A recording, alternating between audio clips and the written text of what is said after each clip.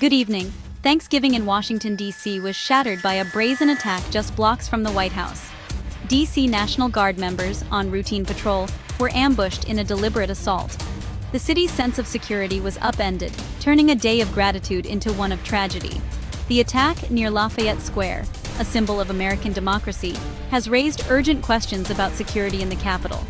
Authorities are investigating the victims, the suspect, and the massive response now underway. The incident is a stark reminder of the sacrifices made by those in uniform, even on national holidays. Federal and local agencies are racing to understand how this could happen, so close to the seat of power. Security has been ramped up across Washington, with thousands of additional troops deployed. The city remains on high alert as officials work to reassure a shaken public. This is not just an attack on service members, but on the nation's sense of safety. The attack unfolded on 16th Street Northwest, steps from the White House. A National Guard patrol was ambushed by a lone gunman, turning a bustling holiday scene into chaos. Police tape now cordons off city blocks, and investigators are combing the area for evidence. Eyewitnesses described panic as gunshots rang out and people fled for cover. One tourist thought it was fireworks, until he saw soldiers fall. Emergency responders arrived within minutes, but the damage was done. The National Guard vehicle remains at the scene, its windows shattered. The area is still locked down, with a heavy police and military presence. The White House complex was immediately secured, and public access suspended. What should have been a peaceful afternoon became a large-scale security operation. The attack has left a psychological scar on the city. Everyone is asking, how could this happen in one of the most secure places in America? Cell phone videos captured the chaos as gunfire erupted unexpectedly in the park, turning a peaceful afternoon into a scene of terror. The footage shows people dropping to the ground, scrambling for cover, and desperately trying to escape the sudden violence. The gunman can be seen firing his weapon before being quickly engaged by National Guard members who were nearby. These videos are now crucial evidence for investigators, helping them piece together the timeline and details of the attack. The bravery of first responders is clear. Soldiers returned fire, protected the wounded, and risked their own lives to help others. They quickly established a defensive perimeter, securing the area to prevent further harm and ensure safety. Police arrived within moments, rushing toward danger with urgency to neutralize the threat and assist the injured. 4 National Guard members were shot and rushed to the hospital. 2 remain in critical condition as doctors fight to save their lives. The suspect was also wounded during the confrontation and is now under constant guard at a local hospital. Law enforcement has not yet questioned the suspect due to his medical condition, but they remain on standby. The swift response prevented further casualties, but the cost was high, leaving many shaken and exhausted. The National Guard community is in mourning, and a candlelight vigil is planned to honor the fallen and support the survivors. Medical teams are focused on saving lives, while investigators anxiously await answers from the only person who knows why this tragedy happened. The city is left grappling with the aftermath, its streets quieter, and its people searching for understanding. The nation watches, united in hope for the recovery of the wounded and in support of the community affected by this tragedy. President Thompson, after being briefed at Camp David, returned to the White House under heightened security and with a heavy heart. He condemned the attack as a cowardly act that targeted the very core of the nation's values. The president praised the quick and courageous response of law enforcement, vowing that swift justice would be delivered to those responsible. The Pentagon's Secretary of Defense expressed deep anger and profound sadness at the events, promising unwavering support for the wounded, their families, and all those affected by the tragedy. The National Guard's mission in D.C. will continue, undeterred by violence or threats, ensuring the city's safety. Virginia's Governor Chen offered her state's full support to the federal response, highlighting the sacrifice and dedication of Guard members who serve both as civilians and as soldiers in times of crisis. Lawmakers from both parties united in condemning the attack, setting aside differences in this moment of national challenge.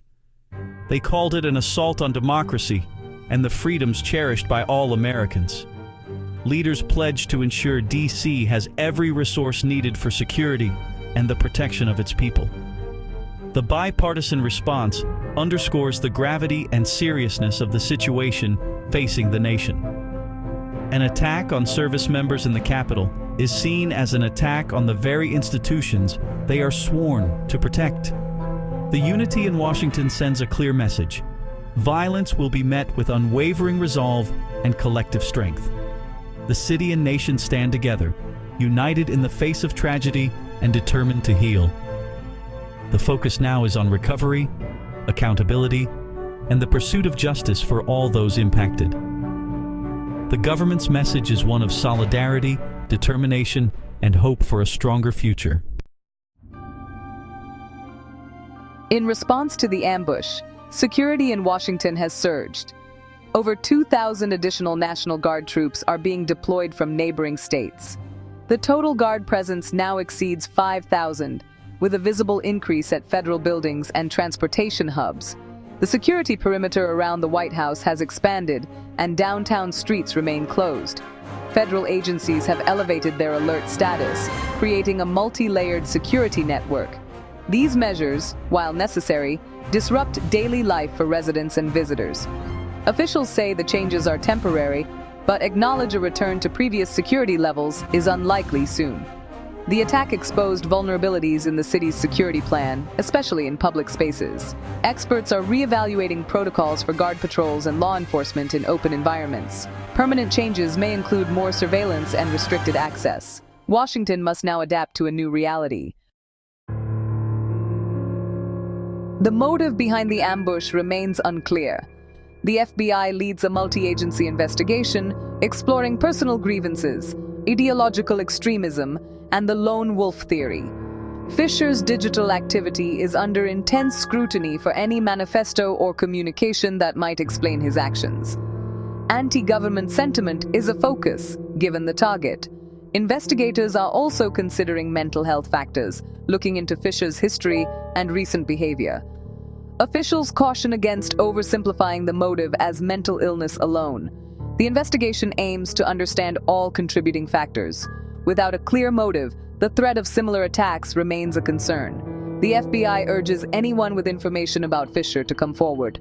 The search for motive is about preventing future violence, not just solving this case. The nation waits for answers.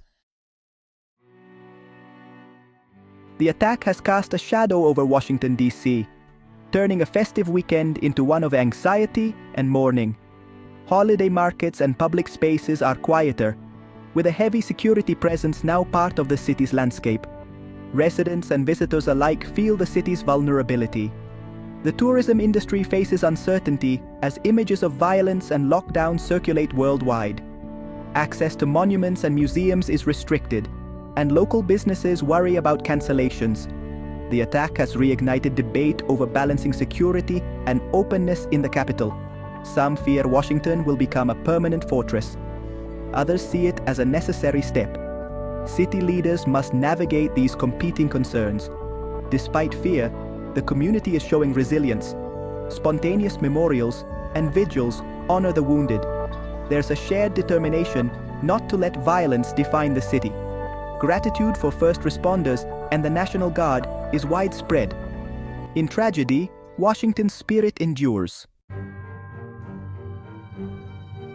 The ambush in Washington has sent shockwaves across the country, reminding us all that political violence can strike at home, shattering our sense of security in an instant. National Guard members, often serving in their own communities and neighborhoods, now face new and unexpected risks on domestic missions, standing as both protectors and potential targets. The attack will likely change training and protocols for Guard units in public roles, prompting a renewed focus on preparedness and vigilance.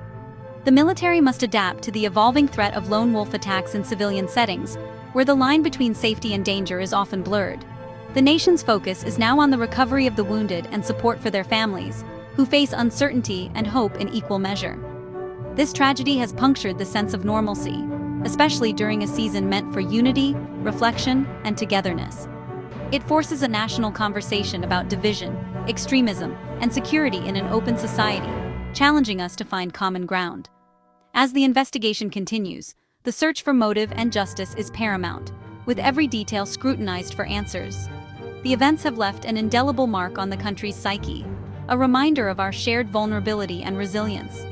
Even in times of celebration, the duty to protect never rests, and vigilance remains a constant companion. The hope is that lessons learned from this tragedy will help prevent future tragedies, making our communities safer for all. For now, a nation watches, waits, and mourns together, united in grief and determination. That's our broadcast for tonight. Good night, and stay safe.